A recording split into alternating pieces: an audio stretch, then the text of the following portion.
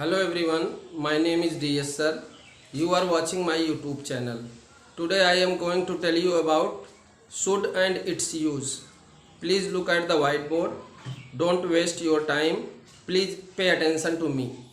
आप लोगों को एक बात और हम बताना चाहते हैं। शुड के प्रयोग में बच्चों की बहुत सी गलतियां होती हैं। शुड का अर्थ भी चाहिए होता है, मस्ट का भी अर्थ चाहिए है, आट टू का अर्थ चाहिए है, नीड का अर्थ चाहिए है, मगर अब हमको कहाँ पे शुड लगाना है, कहाँ मस्ट लगाना है, कहाँ नीड लगाना है, कहाँ आट टू लगाना है, इसमें कन्फ्यूजन है। इस कन्फ्यूजन को दूर करने के लिए हम एक सेपरेट वीडियो आपके लिए बना रहे हैं। उसमें आप ध्यान से देखिए, आपका ये कन्फ्यूजन हमेशा के लिए दूर हो जाएगा, ये हमारा वादा है। देखिए, शुड का मतलब चाहिए होता है, आट टू का मतलब भी चाहिए, मस्ट का मतलब भी चाहिए, नीड का मतलब भी चाहिए। इन चारों का प्रयोग जो है चाहिए शब्द के लिए होता है। अंतर क्या है? अगर कोई हम सलाह किसी को दे रहे हैं तब वहाँ पे हमें किस चीज़ का प्रयोग करना है? वहाँ पे हमें शुड का प्रयोग करना है। अगर हमारा नैतिक कर्तव्य, राजनैतिक कर्तव्य या धार्मिक कर्तव्य किसी काम को करने का है तो वहाँ पे हमें आट टू का प्रयोग करना है। आप वहाँ पे ऑप्शन में मस्ट का भी प्रयोग कर सकते हैं। यदि वाक्य में आपको अवश्य या जरूर शब्द मिल जाए, जैसे हमें ये काम जरूर करना चाहिए, जरूर मिल गया, तो आपको चाहिए के लिए मस्ट का प्रयोग करना है और जरूर और अवश्य शब्द की अंग्रेजी लिखना नहीं है। चाहिए से अगर आपकी आवश्यकता प्रकट हो, जरूरत प्रकट हो, तब आपको नीड का प्रयोग करना है। नीड की जगह आप जो है ऑप्शन में वांट का भी प्रयोग कर सकते हैं। ठीक, अब ध्यान दीजिए, जैसे हमें शुड का प्रयोग पहला है, इसका रूल सबसे पहले हम ध्यान देते हैं। शुड लिखेंगे, पहले सब्जेक्ट लिखेंगे, फिर उसके बाद शुड लिखेंगे। शुड के साथ हमेशा वर्ब की पहली अवस्था लगेगी, प्लस ऑब्जेक्ट लगेगा, फिर अदर वर्ड लिखा जाएगा। जैसे लिखा है पहला वाक्य, हमें गांव जाना चाहिए। सबसे पहले हमें की इंग्लिश लिखेंगे, क्योंकि ये सब्जेक्ट के स्थान पे है, इसलिए हमें की इंग्लिश होगी वी। फिर हम चाहिए की इंग्लिश लिखेंगे, चाहिए की इंग्लिश होगी शुड, वी शुड। फिर उसके बाद जाने की इंग्लिश लिखेंगे, गो टू विलेज। तो बना हमारा क्या? We should go to village. Ramesh को पत्र लिखना चाहिए। सब्जेक्ट मेरा क्या है? रमेश। तो सबसे पहले हम रमेश को राइट करते हैं, रमेश। उसके बाद शुड लिखेंगे। शुड लिखने के बाद वर्ब की पहली अवस्था आती है, वर्ब मेरी है लिखना। लिखना जो है दिखाई दे रहा है आपको इन्फिनेटिव, मगर शुड के साथ टू का प्रयोग नहीं होता है। रमेश शुड लिखने की इंग्लिश होती है राइट। इसके बाद क्या लिखेंगे? क्या लिख रहे हैं आप? पत्र, तो लेटर लिख देंगे। Ramesh should write a letter. तुम्हें गांव नहीं जाना चाहिए। सब तुम्हें गांव नहीं जाना चाहिए, तो आप लिखेंगे तुम्हें की इंग्लिश यू। फिर नहीं जाना चाहिए, शुड के तुरंत बाद आपको नॉट लगाना है, यू शुड नॉट। कहाँ नहीं जाना चाहिए? गांव, तो गो टू विलेज। क्या तुम्हें वहां जाना चाहिए? शुरू में क्या है, तो क्या की जगह क्या की इंग्लिश नहीं लिखी जाएगी, उसकी जगह हम किस चीज का प्रयोग करेंगे? शुड का। Should you go there, should you go there. Rajesh को सुबह उठना चाहिए। अब सबसे पहले हमको राइट करना है सब्जेक्ट, तो यहाँ पे राजेश लिख लिया, राजेश हो गया। फिर चाहिए कि इंग्लिश शुड हो गया, राजेश शुड। उठने की इंग्लिश होती है गेट अप। कब उठना चाहिए? सुबह, इन द मॉर्निंग। उसे झूठ नहीं बोलना चाहिए, उसे की इंग्लिश हो गई ही। फिर उसके बाद लगाएंगे शुड, फिर नॉट। झूठ बोलने की इंग्लिश होती है tell a lie, tell a lie कर दिया। He should not tell a lie. क्या तुम्हें गीत गाना चाहिए? क्या कि इंग्लिश तो लिखी नहीं जाएगी, उसके स्थान पे हमको किसको लाना है? शुड को आगे रख देना है। यहाँ हो गया शुड, तुम्हें की इंग्लिश हो गई you sing a song.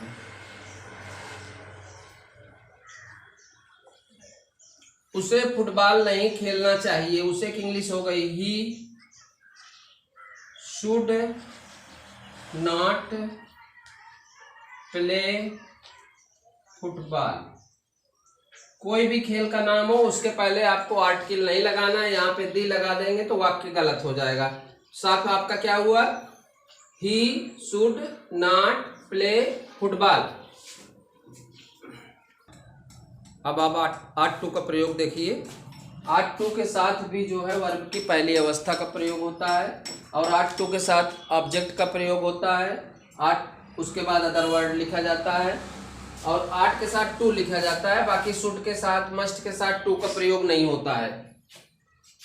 Verb की पहली अवस्था आएगी, इसका स्ट्रक्चर सब्जेक्ट सबसे पहले रहेगा, फिर 8 रहेगा, फिर वर्ब की पहली अवस्था, फिर ऑब्जेक्ट, फिर अदर वर्ड रहेगा। जैसे देखिए, हमें अपने माँ बाप की आज्ञा का पालन करना चाहिए। सबसे पहले हमें की इंग्लिश लोग लिखी जाएगी वी, सबसे पहले वी, फिर 8 टू, वी 8 टू। अब आज्ञा का पालन करना, ओबे, वी 8 टू ओबे।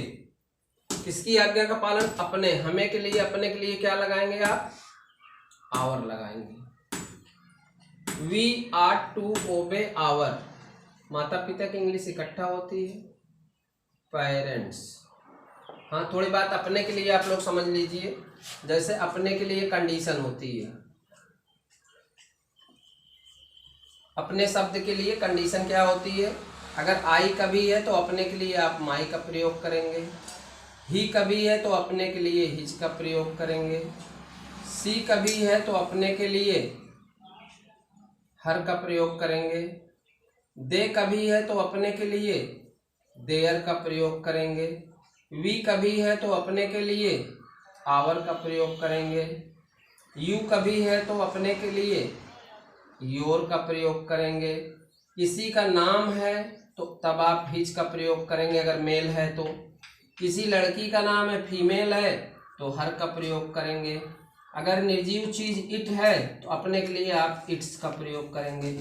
ये अपने के लिए आप समझ लीजिए कंडीशन। आई के साथ माई लगेगा, ही के साथ हिज लगेगा, सी के साथ हर लगेगा, दे के साथ देयर लगेगा, वी के साथ आवर लगेगा, यू के साथ योर लगेगा, राम के साथ हिज लगेगा, सीता के साथ हर लगेगा, इट के साथ इट्स लगेगा।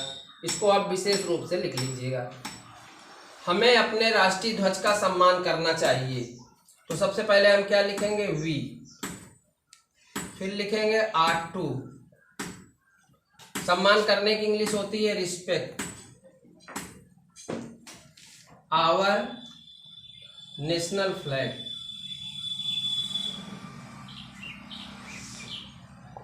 इस तरीके से बना we 8 to respect our national flag. तुम्हें हेलमेट अवश्य पहनना चाहिए। ये हमारा धार्मिक का है, मतलब ये हमारा नैतिक कर्तव्य है कि भाई हम हेलमेट पहन लें, नहीं तो एक्सीडेंट हो सकता है। तो ऐसी जगह यहाँ पे जितनी भी चीजें हैं सब हमारा ये जो है राजनीतिक कर्तव्य है। ये हमारे माता पिता का आज्ञा मानना चाहिए, ये हमारा जो है नैतिक कर्तव्य है। हेलमेट पहनना भी हमारा कर्तव्य, नहीं तो एक्सीडेंट हो सकता है। तो ऐसी स्थिति में आप क्या लिखेंगे? You 8 to wear helmet.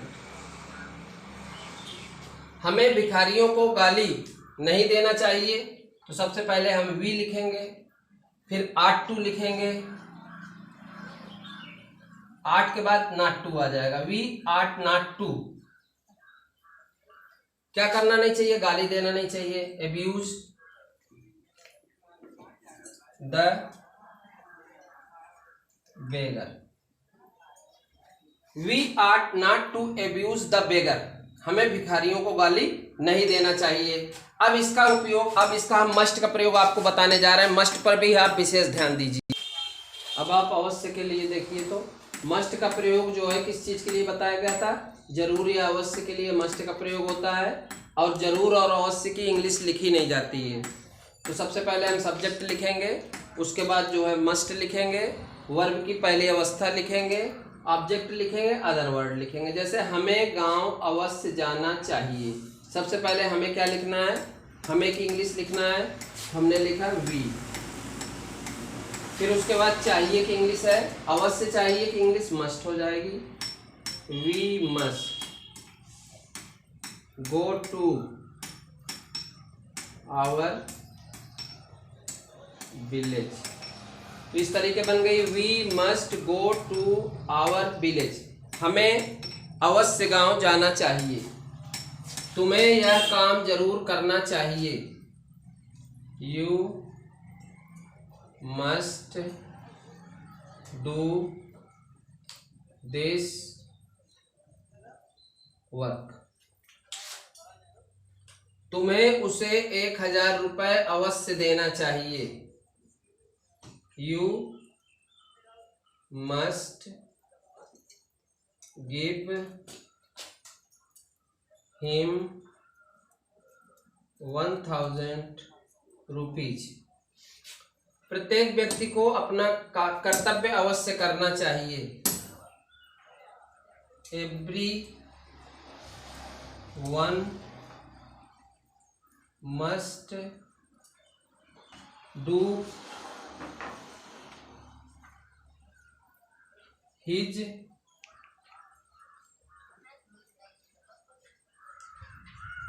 Duty, everyone must do his duty.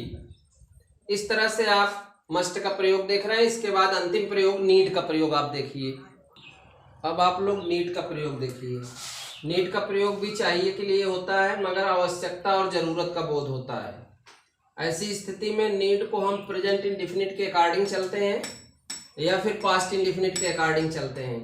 Need का नीड्स हो जाता है, अगर एक वचन है तो नीड्स लगाना है, बहुवचन है तो केवल नीड लगाना है।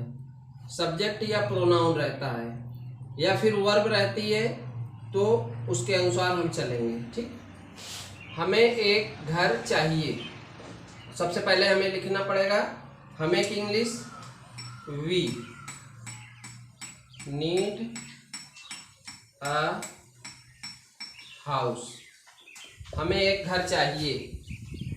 अब आया दूसरा वाक्य, देखिए दूसरा वाक्य है उसे 1000 रुपये चाहिए, अर्थात उसको 1000 रुपये की जरूरत है। जब जरूरत होगा, जरूरत का सेंस होगा, तभी जो है नीड का प्रयोग करेंगे। उसे 1000 रुपये की जरूरत है या उसे 1000 रुपये चाहिए, बात एक ही है। तो यहाँ पे हो गया उसे 1000 रुपये चाहिए, तो यहाँ इंग्लिश हो गई उसे की हो गई ही के साथ नीड्स लग जाएगा, he needs 1000 rupees, he needs 1000 rupees.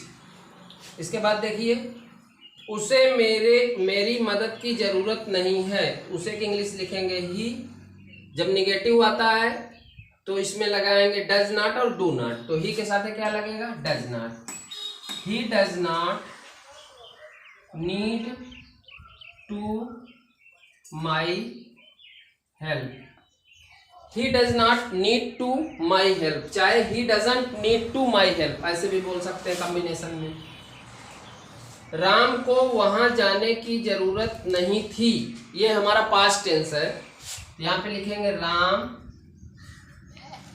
Did not need to go there, Ram did not need to go there, Ram did not need to go there. यहाँ पे वर्ब थी तो टू लग गया, यहाँ पे वर्ब नहीं है इसलिए यहाँ टू नहीं लगाया जाएगा। ठीक, इस तरह से आपको जो है नीड का प्रयोग चाहिए के लिए अच्छे ढंग से करना है, शुड का प्रयोग करना है, आट टू का प्रयोग करना है, मस्ट का प्रयोग करना है। इन चारों का प्रयोग चाहिए शब्द के लिए होता है। जैसे मैंने कहा मुझे गांव जाना चाहिए, I should go to village.